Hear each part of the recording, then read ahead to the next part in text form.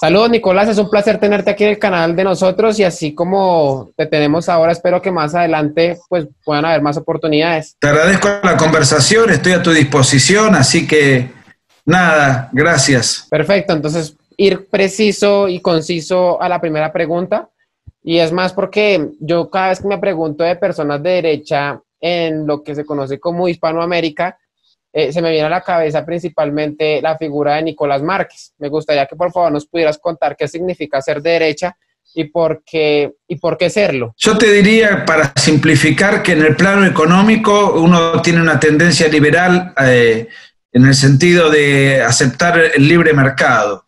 En el plano cultural uno defiende determinados valores objetivos y determinadas instituciones. En el plano institucional uno podría decir que es republicano. Y esto, si uno lo enfoca desde el punto de vista partidocrático, hay una suerte de divisoria tradicional en Occidente entre determinados partidos políticos, como por ejemplo la socialdemocracia por un lado y los partidos conservadores por el otro. Los partidos conservadores son claramente los partidos de derecha. Lo que pasa es que en los últimos años los partidos del centro derecha en muchos países de Occidente han lamentablemente cedido y concedido culturalmente las ideas de la nueva izquierda o del progresismo. Pasó en muchos lados, incluso en Colombia con Juan Manuel Santos, heredero de, pero terminó siendo una suerte de elemento concesivo. Pasó con Macri y así le fue, acabó perdiendo las elecciones. Santos también perdió su posición. Piñera también muy blando, muy flojo, lo mismo pasó en el Partido Popular de España. Ahora, ¿qué pasa? Cuando esto sucede, aparecen en escena nuevos partidos políticos que tienen que ver con una nueva derecha, que en el caso de Chile es José Antonio Katz, en el caso de España es Vox, en el caso de Estados Unidos, inclusive la aparición de Trump se enrola en esa línea, la aparición de Bolsonaro, Orbán en Hungría, Salvini en Italia y Polonia también tiene una suerte de nueva derecha que se está rearmando. En Austria ocurre lo mismo. En Francia más o menos sería el Frente Nacional, ¿no? Algo así. El Frente Nacional de Francia. Bueno, hoy hay una suerte de derecha que está a favor de la propiedad privada y del mercado, pero que está poniendo mucho énfasis en el plano cultural, porque la nueva izquierda ya no busca erradicar la propiedad privada como antes, sino que trata de apuntar a los cimientos de instituciones históricas, como la familia o como las instituciones religiosas, para emprender una rebelión cultural. Así como la izquierda ha mutado, también ha mutado la derecha, porque tiene que ayornarse a los nuevos conflictos que se ciernen en Occidente. Excelente, excelente, me gusta bastante lo que mencionas. Ahora me gustaría seguir con una pregunta que yo creo que va en la misma línea, sería básicamente como la contraposición. ¿Qué tiene el socialismo que no termina de convencer a Nicolás Márquez?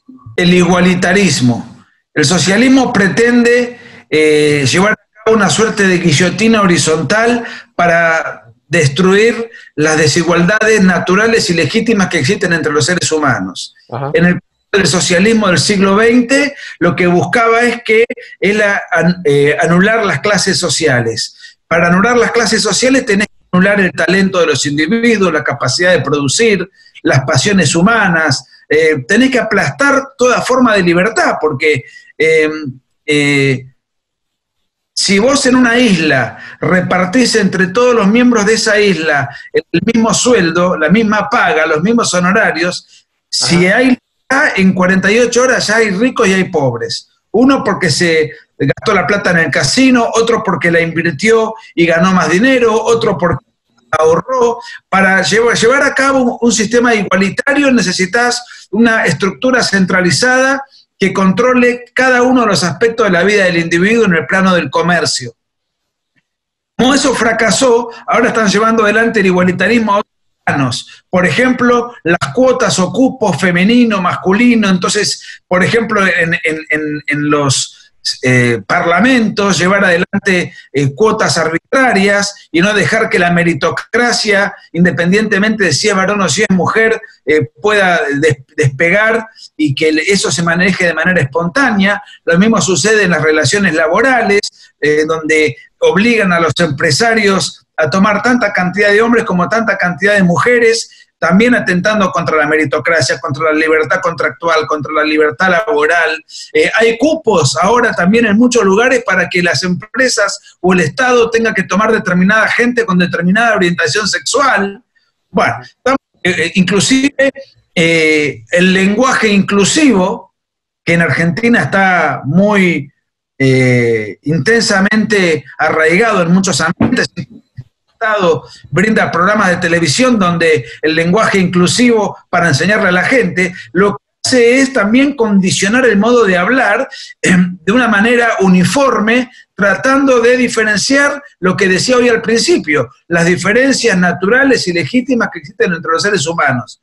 Yo estoy a favor de la igualdad ante la ley. La igualdad ante la ley es que todos tenemos un mismo rango normativo, pero a partir de ahí, cada uno adelante sus talentos y sus objetivos, y ahí se producen las desigualdades legítimas. En cambio, el socialismo lo que busca es la igualdad mediante la ley. Entonces, a partir de ahí, aplasta a todo aquel que se destaque o se distinga. El socialismo es el igualitarismo, sea en la versión del socialismo clásico o en la versión del socialismo del siglo XXI, o mejor dicho, de lo que conocemos como el marxismo cultural, que es un paso más allá del socialismo del siglo XXI, que está en decadencia visible, ¿no? Es una nueva forma de igualitarismo y es una nueva forma de dialéctica. Antes la dialéctica era netamente materialista, se basaba en los conflictos entre las clases sociales, en cambio ahora es una suerte de conflicto cultural, donde lo que está en juego ya no es la materia, sino el plano de las ideas, y a partir de ahí forjar una reglamentación jurídica para tratar de llevar adelante lo que hoy llamaba esa guillotina horizontal, pero en otro plano.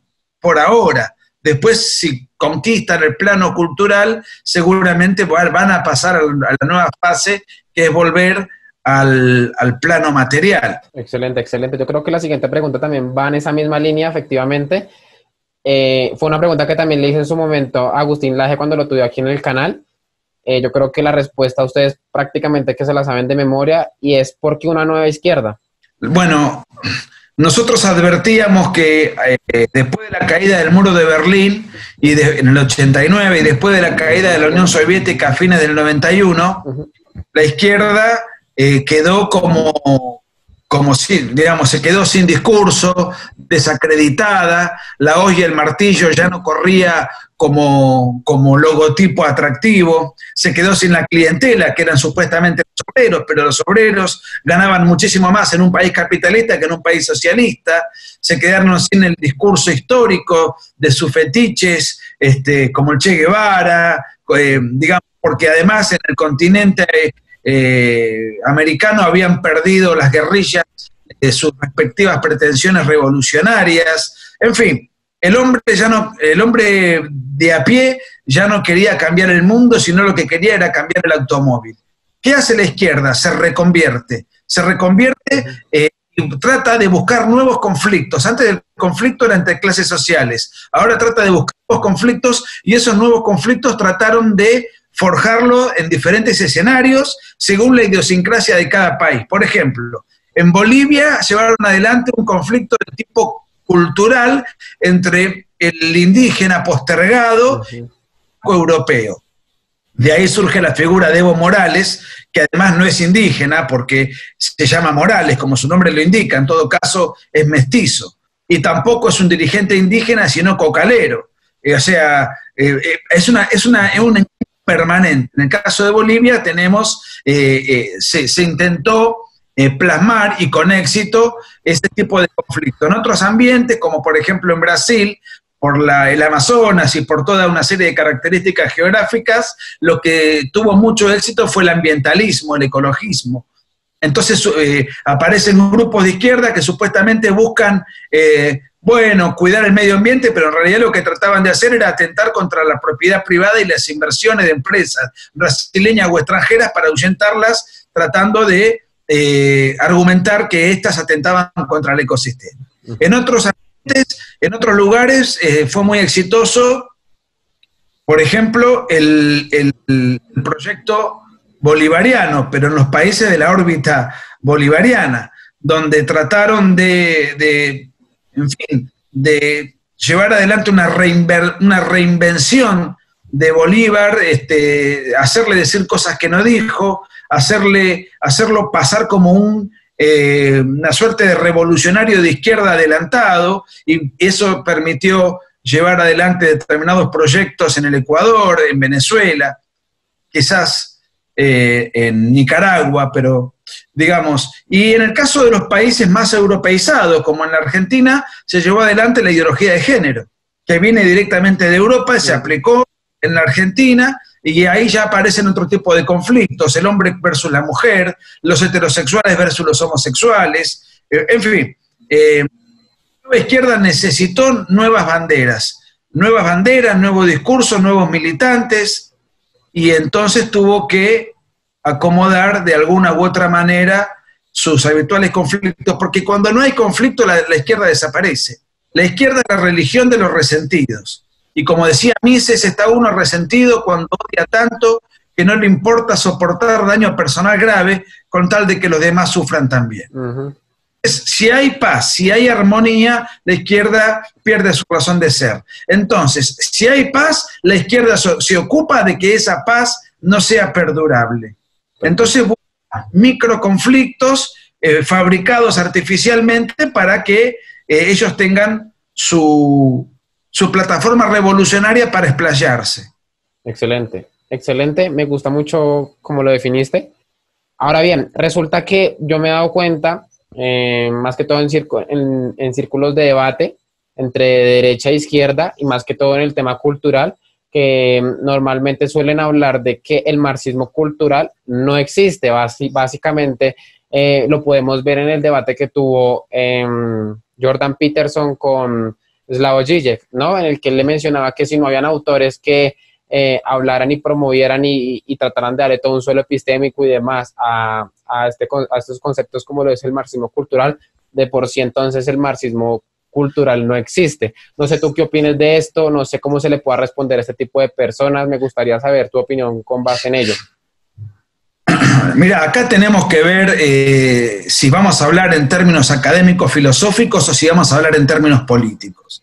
En términos académicos filosóficos, decir que el marxismo cultural no existe tiene su cuota de razón, porque en realidad la dialéctica en el plano de las ideas es una suerte de concepto hegeliano. Ahí Hegel fue el que pensó la dialéctica en el plano de las ideas.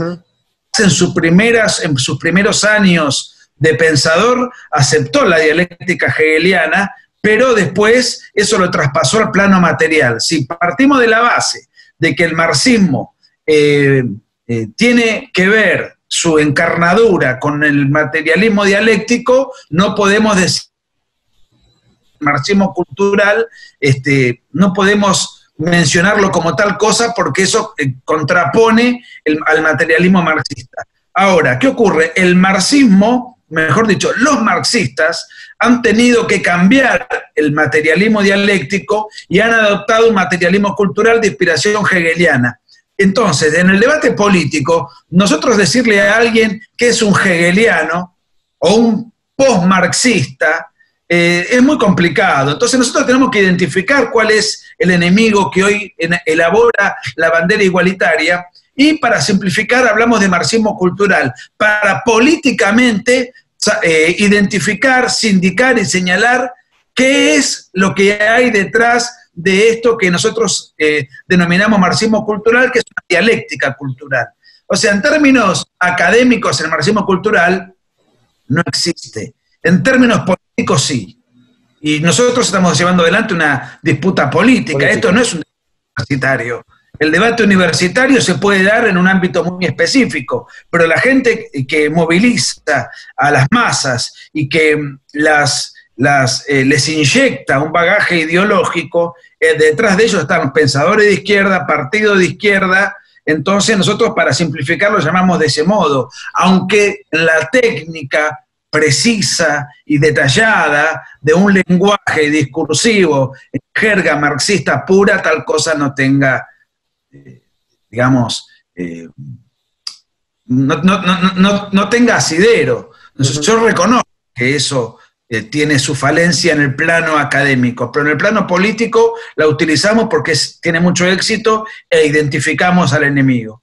No es como la misma técnica y como la misma estrategia que utiliza la izquierda cuando define la palabra neoliberalismo, ¿no? Que intenta definir bajo los mismos principios ellos lo que hay ahí y básicamente a todo lo reduces con base en ello. No sé si va como en esa misma línea, si estoy equivocado, no sé qué opinas del tema. No, bueno, lo que pasó, la palabra neoliberalismo es una palabra propia que aparece en la década del 90. ¿Por qué razón? Porque como cayó el comunismo y lo que había quedado en pie era la economía de mercado, ellos llamaban neoliberalismo porque trataban de empatar. Nosotros fracasamos, pero el liberalismo también. Entonces le ponen la expresión neo como para dar la sensación de que el liberalismo clásico ha fracasado y que ahora aparece una nueva forma de liberalismo. La realidad es que el liberalismo no había fracasado, al contrario, ganó la Guerra Fría.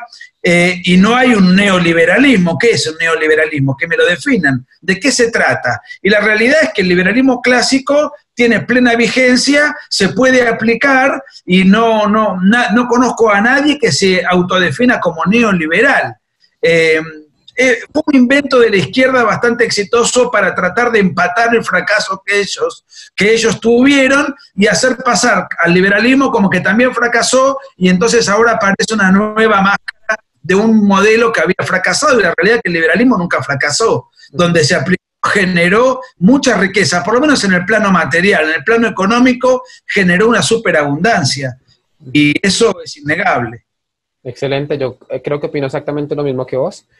Ahora bien, yo recuerdo hace un tiempo, yo creo que ya un buen rato, vi un video tuyo en el que hablabas sobre el tema de la homofobia. La verdad, a mí me encanta cómo lo defines tú, que tú mencionas. Lo del tema de la homofobia, que según lo que mencionas en ese video, es que la homofobia como tal no existe. Sin embargo, yo a veces comparto totalmente la opinión que tienes ahí, sino que normalmente me suelo topar con personas que dicen que la homofobia como tal sí existe y tratan de compararlo con el tema del racismo, la xenofobia y demás, ¿no? Que para ellos evidentemente sí existe y que la mayoría de las personas también aceptan que, digamos, la xenofobia existe, el antisemitismo y demás también existe. Sin embargo, ¿cómo podríamos entonces seguir defendiendo nuestra posición de que la homofobia como tal no existe y tampoco aparecen manuales de psicología y demás?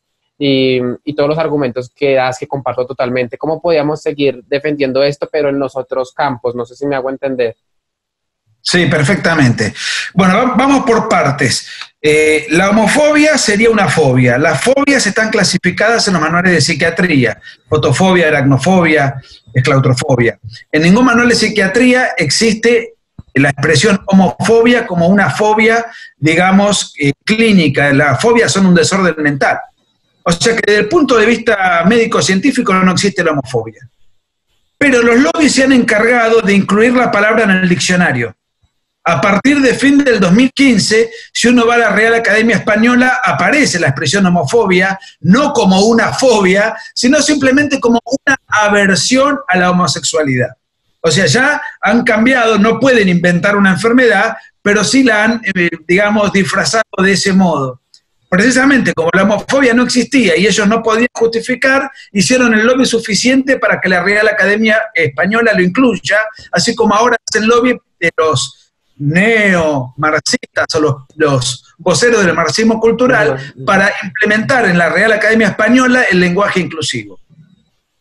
Cuando te dicen que entonces no debería existir la xenofobia, mirá, yo tengo mis dudas, porque yo no creo que exista como tal xenofobia. ¿Qué sería la xenofobia? Sería el odio a todo aquello que es extranjero. Y yo no conozco personas que odian a todo lo que es extranjero. Sí conozco personas y movimientos y grupos políticos e ideólogos, etcétera, que odian a determinados países o determinadas comunidades extranjeras. Vamos a poner un ejemplo. Los que son antisemitas están a favor de Palestina. Si fuesen xenofóbicos, tendrían que odiar a Israel y a Palestina por igual.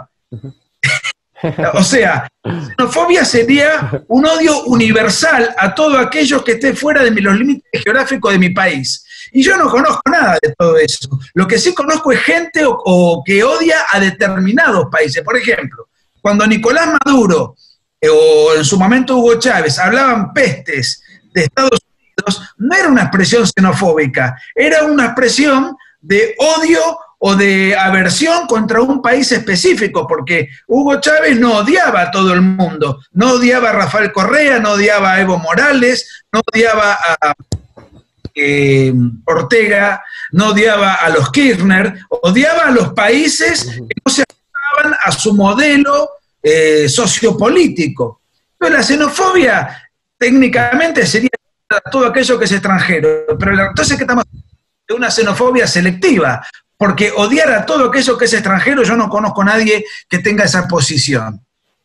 Por ejemplo, en Argentina, desafortunadamente, hay gente que no quiere a Chile, y no quiere a Chile por determinados conflictos de límites geográficos que hemos tenido, y porque en la guerra de Malvinas Chile ayudó a Inglaterra. Yo eso entiendo, lo proceso, lo internalizo, soy argentino, pero yo no tengo ningún odio contra los chilenos en absoluto, pero reconozco que en Chile, que en Argentina muchos no quieren a los chilenos y que hay algo también de viceversa también, ¿no? Muchos chilenos no quieren a los argentinos, pero nosotros no tenemos un odio contra los uruguayos, ni contra los brasileños, ni contra los paraguayos. Existen a veces aversiones a comunidades políticas específicas que a mi juicio son insanas, no contribuyen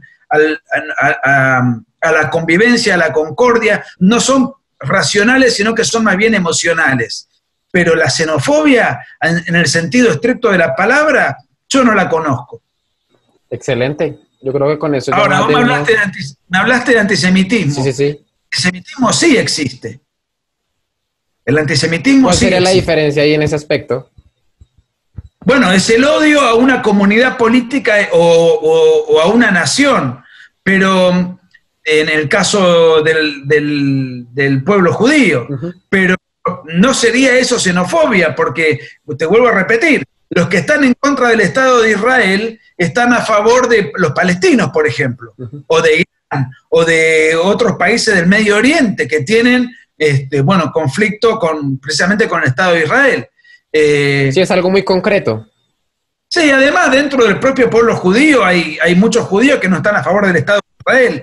O sea, y además el antisemitismo no tiene razón de ser. Yo soy católico y Jesús era judío. Entonces yo no podría nunca ponerme en esa posición porque me estaría contradiciendo contra los principios propios de mi religión, por ejemplo. Bueno, las contradicciones en este tipo de ideologías están a la orden del día.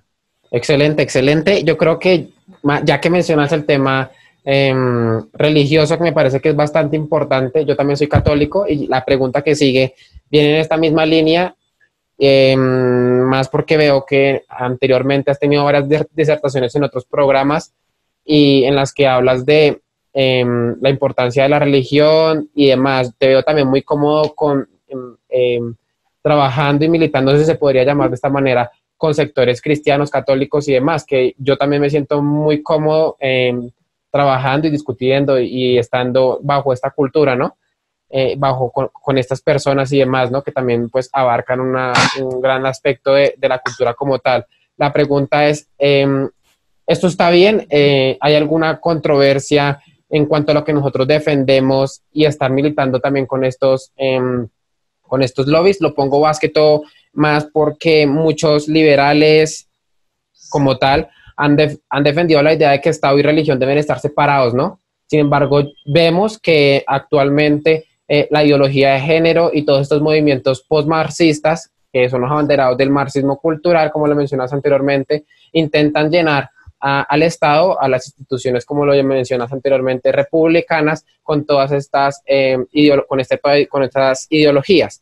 A lo que yo voy es, no sería entonces quitar algo que ha mostrado a través de la historia que ha funcionado, como es la religión judío-cristiana, y entregarle el poder a algo que pues básicamente es ideología en el sentido peyorativo del término. Mirá, cuando las guerrillas en América, y ustedes conocen perfectamente, si hay alguien que conoce de guerrillas y terrorismo, es Colombia, porque la viene padeciendo desde mediados de la década del 60. En la Argentina tuvo su guerra civil en los 70, todos los países, el grueso de los países de América Latina, no todos, pero el grueso tuvo sus guerrillas y sus organizaciones terroristas que operaron entre los años 70 y 80. Y en el caso de Colombia hay mucha vigencia, probablemente por los vínculos con el narcotráfico que le dio a la guerrilla un gran oxígeno de logística, ¿no? Y todavía, claro, todavía, por eso hablo de que tienen vigencia. ¿Cuál era el enemigo natural de las guerrillas? El enemigo natural de las guerrillas eran las Fuerzas Armadas de cada país. ¿Por qué razón? Bueno, porque si yo quiero tomar el poder por asalto, quiero hacer una revolución armada, me voy a tener que enfrentar a las Fuerzas Armadas institucionales de cada nación, porque el rol de esas Fuerzas Armadas, de las Fuerzas Armadas propiamente dichas, las que dependen de un Estado, nación, son las fuerzas que tienen la misión institucional de defender al orden constituido ante una agresión interna o ante una agresión externa. Ahora, afortunadamente, en el grueso del continente, las guerrillas no le han podido ganar a las Fuerzas Armadas y entonces toda esta aventura revolucionaria quedó sin efecto. Como ahora la revolución que se pretende es cultural, no importa ya el asunto militar. Entonces, mis enemigos ya no son las Fuerzas Armadas. ¿Cuál sería mi enemigo si yo pretendo hacer una revolución cultural? La antítesis de una revolución cultural es la tradición cultural de la civilización. ¿Cuál es nuestra tradición cultural? Vos la dijiste, es judío-cristiana en Occidente. Entonces, los principios cristianos me molestan. Yo necesito reventarlos para poder imponer un nuevo paradigma social. Entonces, ellos intentan, los voceros y los militantes y los representantes de esto que para simplificar llamamos marxismo cultural, lo que buscan es reventar la tradición. Para reventar la tradición cultural de nuestra civilización, lo que buscan es destruir a las dos instituciones dadoras y difusoras y guardianas de tradición por excelencia. Una son las instituciones religiosas que hace 2000 años vienen defendiendo y difundiendo los mismos principios, más allá de que Dios exista o no. Yo creo que sí, pero acá voy a suscribirme al plano político. Las instituciones religiosas difunden y defienden determinados valores que la simplificación está en los 10 mandamientos. La defensa de la propiedad privada, al decir no robar, no codiciar bienes ajenos. No mirar a la mujer del prójimo y así sucesivamente. No mentir, no matar, o sea, todo eso tiene que ver con... Respetar a padre y madre. Bueno, ahí ya tenés un principio de jerarquías naturales. Claro. Son el padre y la madre, y además lo que buscan estos sectores progresivamente es quitar al padre y la madre la jurisdicción sobre el hijo para que el hijo sea un pelele al servicio del Estado. Por eso los adoctrinamientos y los planes de estudio desde la más tierna infancia, para que primero el Estado forme a los chicos y accesoria, supletoria y secundariamente el niño se forme en la casa. Primero los tiene que adoctrinar el Estado, cuando en realidad la patria potestad tiene que ser al revés. El niño tiene que ser formado en el hogar y accesoriamente el Estado debe enseñarle, pero conforme a la ciencia, no a la ideología. Entonces, ¿cuál es la otra institución que difunde y brinda tradición? La familia. La familia le infunde los padres a los niños hasta el equipo de fútbol. O sea, la tradición está a la orden del día, les enseñamos a hablar nuestro idioma, les enseñamos nuestra religión, nuestros valores, nuestras pasiones. Después, por supuesto, cuando uno ya tiene 18, 19, 20 años, forjará su propio camino, pero no te quepa ninguna duda que estará muy influido por lo que lleva a cuestas, que es toda una tradición, eso nos pasa a todos. Bueno, entonces tenemos que destruir la familia y las instituciones religiosas para para poder penetrar en esa tradición, envilecerla, degradarla, aplastarla e imponer nuevos paradigmas. Para imponer esos nuevos paradigmas necesitamos de una fuerza propulsora que oprima la tradición. ¿Cuál es esa fuerza? El Estado. Claro. Por eso hay que penetrar en el Estado para desde allí aplastar. Por eso cuando yo veo liberales condescendientes con la ideología de género, ellos están contradiciendo el propio liberalismo que dicen representar, porque no hay ideología de género sin estatismo. La ideología de género se vale del Estado. Si la ideología de género no se valiese del Estado, a mí me importaría un rábano lo que hagan un puñado de locos. Hay gente que se junta para que le adivinen las cartas, para rezarle a los espíritus con la Pachamama, con la copita de que hablan con los... hay gente que se junta a comunicarse con los hermanos cósmicos mediante rituales y a buscar platos voladores, que hagan lo que quieran, a mí no me interesa. Si algunos tienen un fetiche o una superstición, no es mi problema. El problema es cuando penetra eso en el Estado y desde el Estado se pretende imponer como algo coercitivo. Sí, tal cual. Pero, o sea, la opinión que yo tengo en este aspecto es contra el Estado secular, ¿no? Que no me parece que sea algo positivo, pero que para la mayoría de personas es algo bien, pero a mí me parece que no es así, debido a que podemos ver al Estado negándose a seguir estos principios y tradiciones culturales heredadas del judio-cristianismo y demás que has mencionado anteriormente, pero abrazando debido a su carácter secular a estas nuevas ideologías desde el término peyorativo. O sea, si me van a poner a mí a escoger entre estas dos versiones, evidentemente voy a escoger la primera, basado pues en lo que veo que evidentemente sucede, y es que el cristianismo, el judio-cristianismo, ha sido muy efectivo y muy bueno para la sociedad como tal, en contraposición, por ejemplo, contra estos nuevos movimientos que intentan pues atacar a la moralidad, lo podemos ver en el tema del aborto y demás, ¿no? Entonces, si ustedes me pusieran a mí a escoger, y yo no sé si compartes también esta opinión, y es, si me pusieran a escoger un Estado o un modelo de organización político, escogería básicamente como menos peor, no sé si me hago entender en este aspecto, no como el ideal, un Estado, o podría ser, no sé, una monarquía religiosa, porque estaría muy limitada en este aspecto, en un aspecto moral, ¿no? Que le dijera qué cosas está bien y qué cosas está mal, frente a un Estado secular, nihilista y demás, que intentan pues mostrar que el aborto como tal no es malo, que el aborto que no es tan malo como se ve, que de hecho antes es bueno, beneficioso y demás. No sé si me hago entender en este aspecto. Bueno, yo te diría varias cosas. Por supuesto que si el Estado tiene que imponer una serie de valores, yo me quedo con los cristianos, los valores cristianos, porque además el liberalismo es hijo de la cristiandad. Si nosotros miramos cuáles son los países que tienen índices razonables de libertad, esos son los países que han tenido un origen cultural y sociocultural cristiano. Uh-huh. Esto no sucede ni en Medio Oriente, ni en África, ni en Oriente. Es decir, el occidente cristiano, tanto sea en algunos lugares como tradición católica y en otros tengan una influencia protestante, esos son los países donde ha habido mayor prosperidad y en donde el capitalismo se ha podido desarrollar. Y la libertad individual y la libertad en el plano de la intimidad. Ahora, a mí personalmente me gustaría que el Estado no financie absolutamente ninguna ideología. Que el Estado esté reducido y circunscripto a determinadas funciones, las Fuerzas Armadas, Seguridad Interior, Administración de Justicia, Salud, determinados ítems, pero lo que prefiero es que el Estado no se meta a patrocinar ninguna concepción, sea religiosa o ideológica.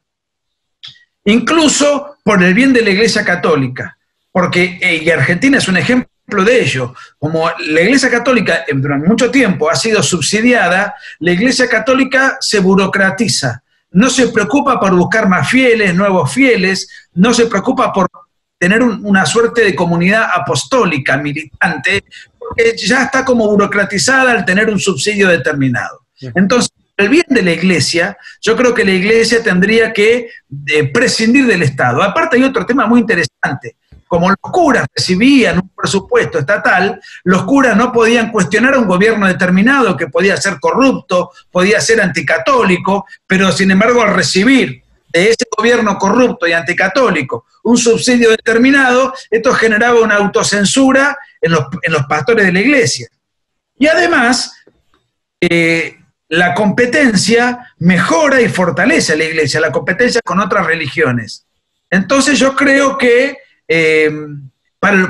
digamos, de una cuestión política y por mis principios que no son ajenos al liberalismo, creo que el Estado no debería financiar una religión.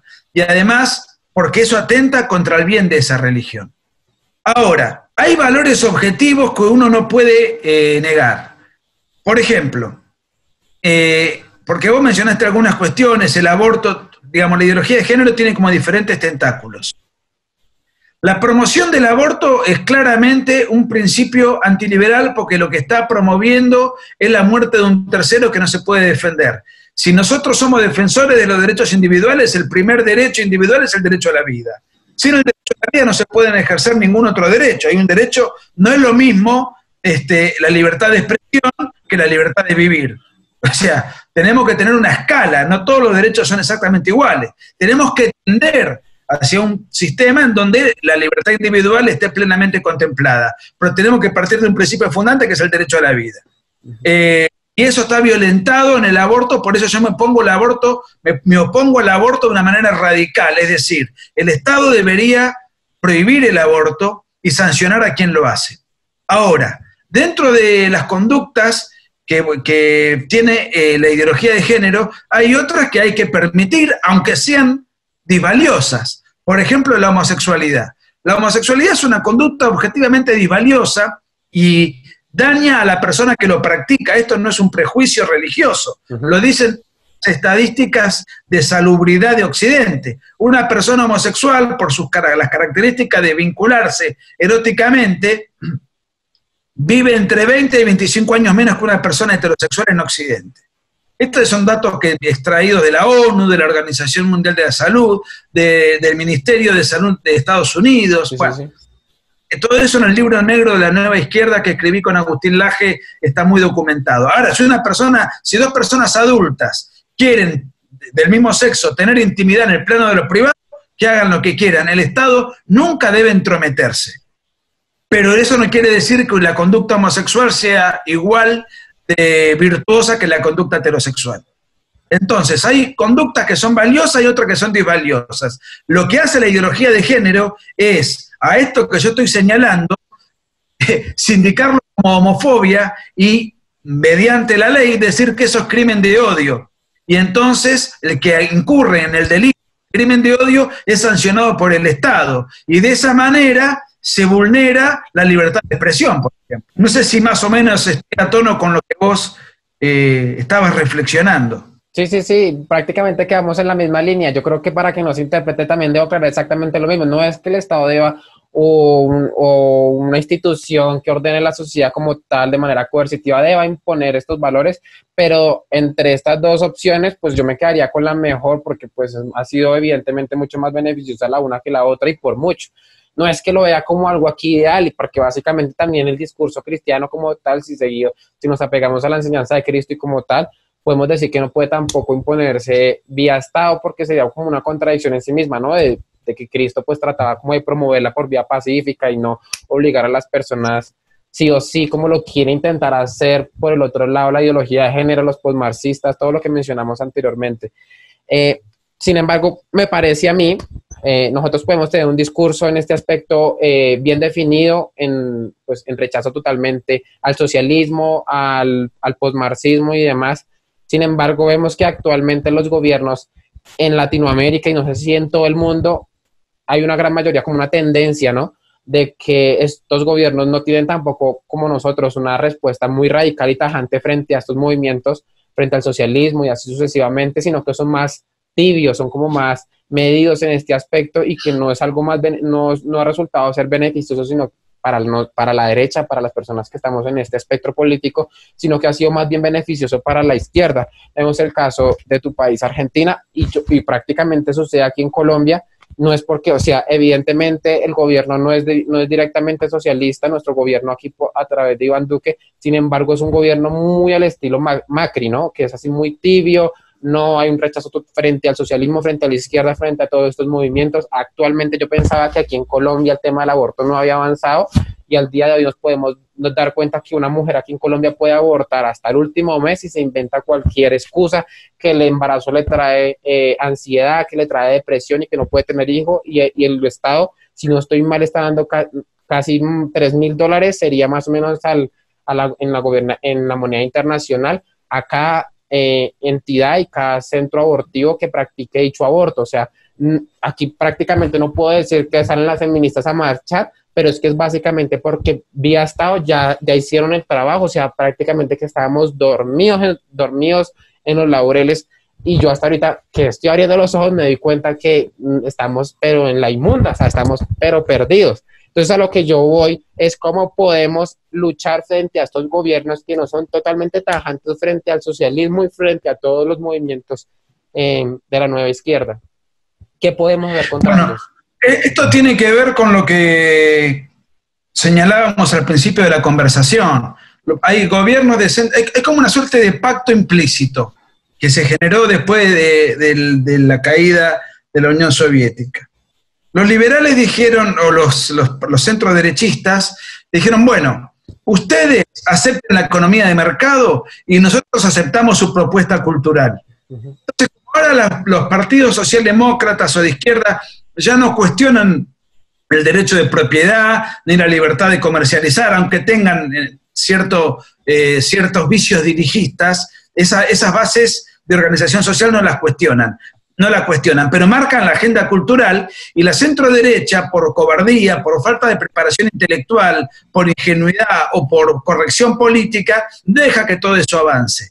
Por eso, la reacción que se va generando es a través de nuevos partidos, de una nueva derecha, que es la que hablábamos hoy al principio, que es una derecha que, por supuesto, acepta la libre empresa, pero que a la vez se ha preparado para...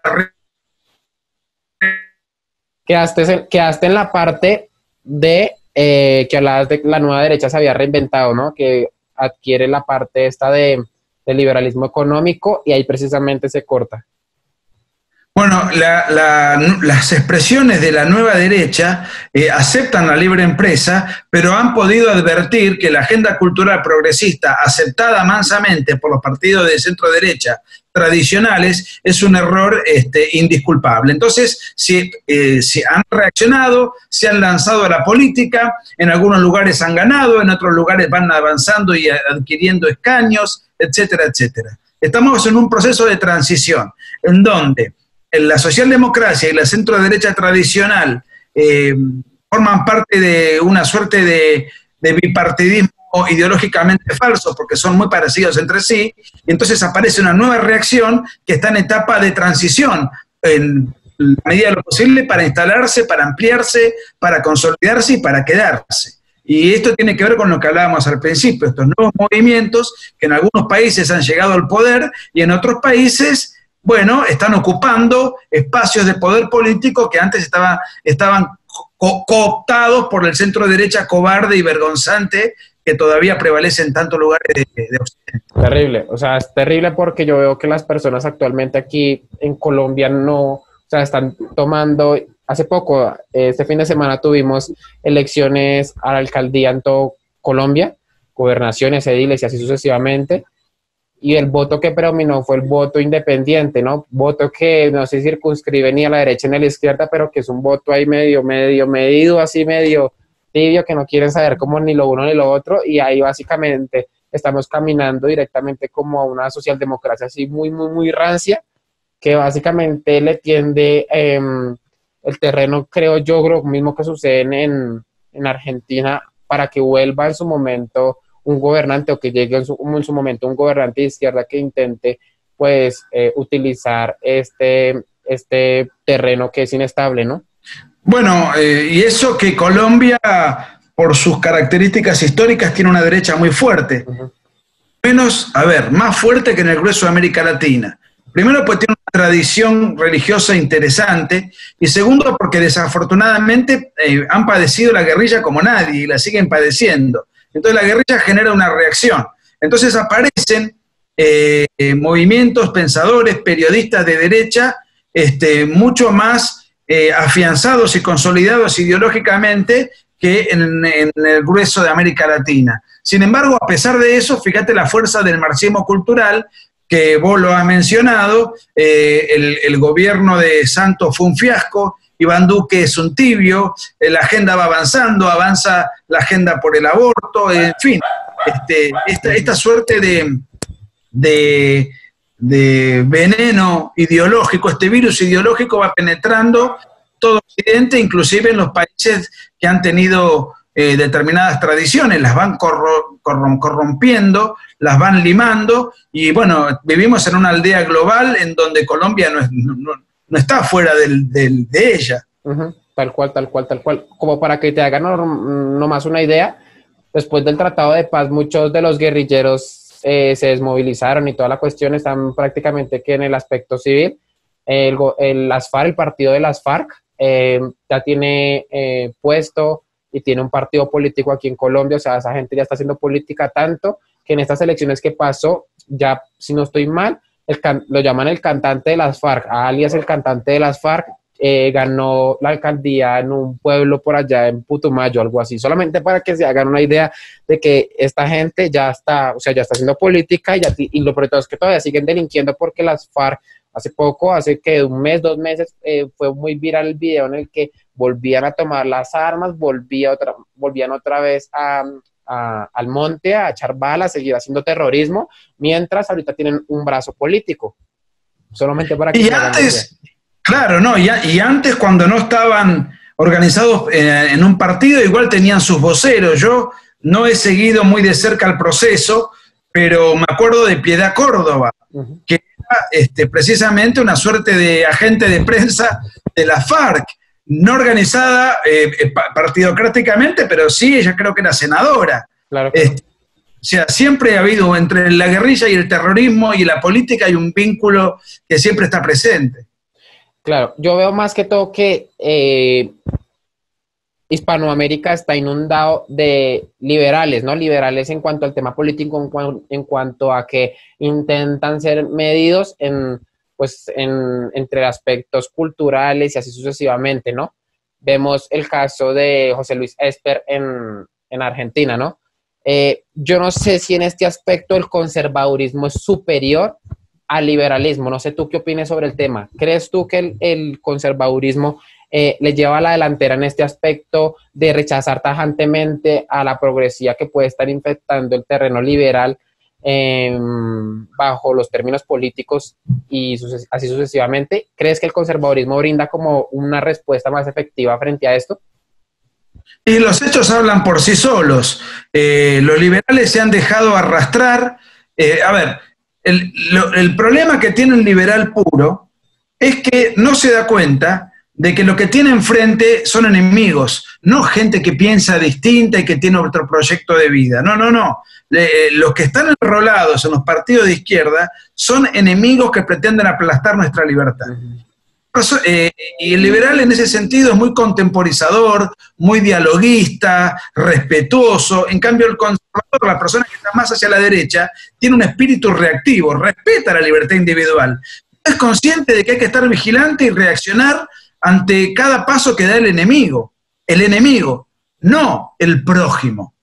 Entonces, yo creo que como la política es conflicto permanente y la izquierda se nutre del conflicto, ahí aparece una derecha que tiene que estar muy atenta. Como el liberalismo está desatento, creyendo que nos estamos enriqueciendo todos en un contexto policultural en donde todos ganamos y aprendemos mutuamente, finalmente el liberal es aplastado por ingenuidad o incorrección política por la izquierda. Y eso le ha pasado a todos los partidos liberales de Occidente que han sido de alguna u otra manera los que para simplificar han estado, digamos, sindicados como el centro derecha que hablábamos hoy. Entonces, además de que el conservador y se aferra a determinadas tradiciones y valores que son un freno al avance de la izquierda, también hay un aspecto actitudinal, combativo, reactivo. Entonces, desde ese punto de vista es un antídoto mucho más eficaz contra las tendencias revolucionarias. Claro, claro, estoy totalmente de acuerdo en este aspecto. Yo creo que ya para acabar, me gustaría que por favor nos contaras, y yo veía un vestigio de eso en el video que subiste anoche, si no estoy mal, frente a lo que sucede en Argentina, ¿no? La pregunta más o menos es, ¿qué crees que sean los años a seguir bajo el nuevo gobierno, así no sea directamente presidente, pero se sabe que es de los Kirchner? ¿Qué crees que le pueda pasar a Argentina en estos años? Sabemos que vas a seguir trabajando y la lucha continúa de parte, pues, de parte tuya, y me contaste ahí en el video que estás trabajando en un nuevo libro, pero no sé, desde el otro aspecto, ¿qué tú puedes ver, imaginar, idear qué puede estar sucediendo, qué puede elaborarse desde el gobierno de esta izquierdista, ¿no? Desde los Kirchner para Argentina? Bueno, en este caso, Cristina Kirchner es la vicepresidenta electa y el presidente es Alberto Fernández. Alberto Fernández es un tránsfuga sin escrúpulos, de manera tal que yo no sé qué piensa él en su fuero íntimo, pero de todas maneras fue colocado en un lugar de privilegio en donde va a ser presidente. Sin embargo, Cristina Kirchner lo ha rodeado de diputados, senadores, gobernadores de una izquierda radical y rabiosa. Entonces, yo no sé hasta qué punto Alberto Fernández va a tener autonomía para gobernar o va a ser un títere del kirchnerismo.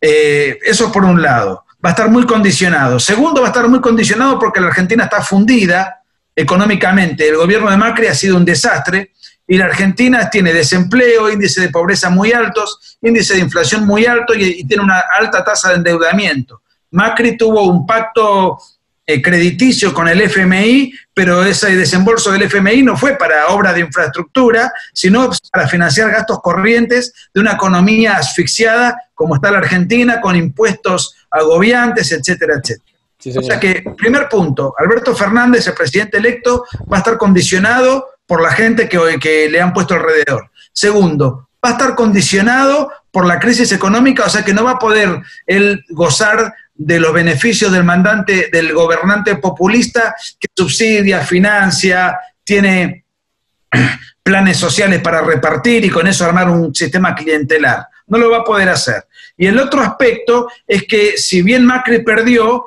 colocó un montón de diputados y un montón de senadores. En las cámaras bajas y en la cámara alta, la cantidad de diputados oficialistas o de senadores oficialistas es la misma que la de diputados y senadores opositores. O sea que tampoco le va a resultar tan fácil poder sancionar leyes. Va a tener que estar constantemente negociando porque hay un contrapeso. Así que para mí es un misterio.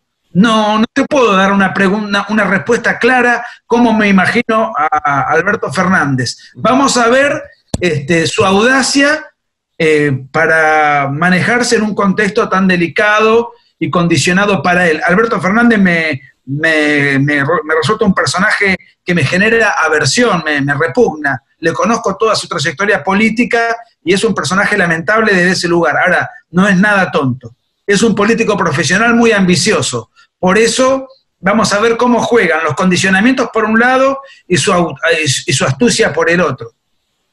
Excelente. Yo no sé si también sea muy bueno en este aspecto de ser nosotros como la oposición para crecer, ¿no?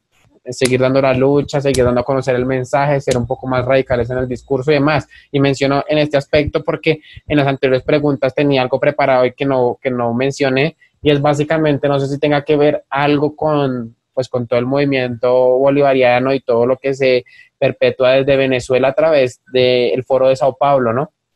Que pues hace poco, hoy y varios días atrás, salió Maduro y Diosdado Cabello diciendo que soplan vientos del movimiento revolucionario bolivariano en toda Latinoamérica, que lo que pasó aquí en Colombia, ya que prácticamente ganaron varios de los candidatos de izquierda en las alcaldías aquí mismo, y lo que está pasando en Bolivia, lo que ha pasado en Ecuador, lo que está pasando en Chile, lo que pasó en Argentina, según él, es parte de, pues, del plan, ¿no? Del plan que ellos están prácticamente, que según más o menos lo que ellos dicen, lo están orquestando ahí mismo en Venezuela a través de, pues hace poco que fue el Foro de Sao Paulo, ahí mismo en este país, ¿no?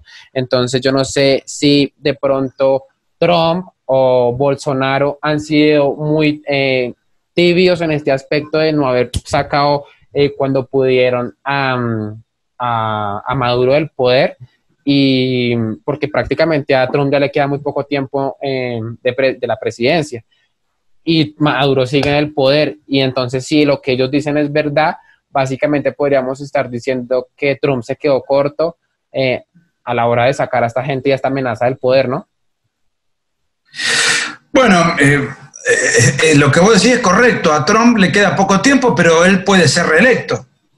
Así que, digamos, yo personalmente, si yo fuese norteamericano, votaría por Trump. Claro, yo y apostaría a que esté 4 años más en el poder. Ahora, en el caso de Bolsonaro es distinto. Bolsonaro recién ahora, ¿cuánto hace que asumió Bolsonaro? Hace pocos meses. Es realmente un presidente muy nuevo y él tiene que desmontar toda la estructura del Foro de San Pablo en su propio país y tiene que desmontar una estructura izquierdista que estuvo 12 años, los años de Lula, los años de Dilma Rousseff, años de corrupción, años de colocar diputados, concejales, senadores, gobernadores, todo funcionando al compás del Foro de San Pablo. Y entonces Bolsonaro no puede eso desmontarlo tan rápido. Y en el caso de Trump, Estados Unidos no se ve afectada por lo que pasa en Venezuela. Entonces, sacar a un dictador como Nicolás Maduro le va a dar a los izquierdistas la excusa de que Estados Unidos interfiere y que el proceso revolucionario en Venezuela quedó trunco por la interferencia del imperialismo norteamericano. Entonces, ¿por qué Trump va a pagar costo político? Si total, lo que pasa en Venezuela no repercute en Estados Unidos. Entonces, me parece que igual el caso de Venezuela ha estado muy mal manejado en América Latina, por cobardía, por corrección política. Por un ejemplo, yo me acuerdo cuando fue el plebiscito de paz en Colombia, que afortunadamente la gente lo rechazó. Claro. Quienes unieron para avalar ese plan fue Piñera, Macri, gente de centro derecha, cobardes ellos, y abrazándose vestidos de blanco con el dictador Raúl Castro, que era el garante de ese acuerdo de paz, darle impunidad a la FARC. Entonces la corrección política, el centrismo bien pensante, el liberalismo mojigato, es totalmente funcional a todo esto. Por eso necesitamos que los Bolsonaros se multipliquen en América Latina. Y eso no va a ser fácil, pero Brasil no es un país menor, es un país gigantesco y esperemos que influya positivamente como efecto multiplicador en la región. Ahora, la izquierda ha reaccionado muy fuertemente para desestabilizar gobiernos porque, claro, se les estaba acabando el discurso, el negocio y la tendencia electoral iba en desacuerdo con lo que el Foro de San Pablo pretendía. Pero bueno, evidentemente no hay que dormirse nunca en los laureles, como decimos en Argentina. No hay que dormirse en los laureles, hay que estar siempre vigilante, y ahí aparece la diferencia entre el liberal y el conservador que vos señalabas. Sí, señor. Bueno, mi querido, me gustaría, ya para acabar, que nos pudieras contar, les pudieras mejor mandar un mensaje a los seguidores del canal, que en su gran mayoría vienen por parte del canal de Agustín Laje, porque pues como te mencioné anteriormente, él fue el que me permitió el contacto tuyo. Y nada, solamente es como para eso. Un mensaje a los que nos están mirando. Sí. Bueno, primero les agradezco la paciencia, les agradezco que estén allí, porque si están suscritos a tu canal es porque evidentemente están ávidos de escuchar una voz disidente, una voz diferente, una voz alternativa. Los felicito por ello. Les voy a pedir que recomienden tu sitio, que inviten a amigos a suscribirse. No sé si estás en YouTube, supongo. Sí, claro, el canal es principalmente en YouTube. Exacto, a que compartan, no hablo por esta nota, sino en general tus trabajos, a que lo compartan, lo posteen en las redes, inviten amigos a suscribirse. Esto tenemos que utilizarlo porque los medios del sistema, los medios de gráficos, televisivos, los medios tradicionales, generalmente están en manos del progresismo. Entonces las redes sociales cumplen un estupendo papel para las fuerzas conservadoras y disidentes a esa hegemonía cultural. Entonces tenemos que explotarlo, además es gratuito o vale muy poco dinero. Entonces invitar a tus seguidores a que prontamente vayan multiplicándose en masa para que la gente no sea rehén de la propaganda dominante y pueda escuchar opiniones y alocuciones alternativas. Sí, señor. Bueno, muchas gracias. Yo estoy, pero prácticamente que muy agradecido contigo y espero que nos podamos ver en una futura ocasión de nuevo. Cuando vengas aquí a Colombia, evidentemente voy a estar pendiente para que podamos hacer esta entrevista física, así como la pude hacer con Agustín. A tu disposición y gracias por todo. Bueno, Nicolás, muchas gracias. Yo estoy muy agradecido. Nos hablamos. Un abrazo. Bueno, señor.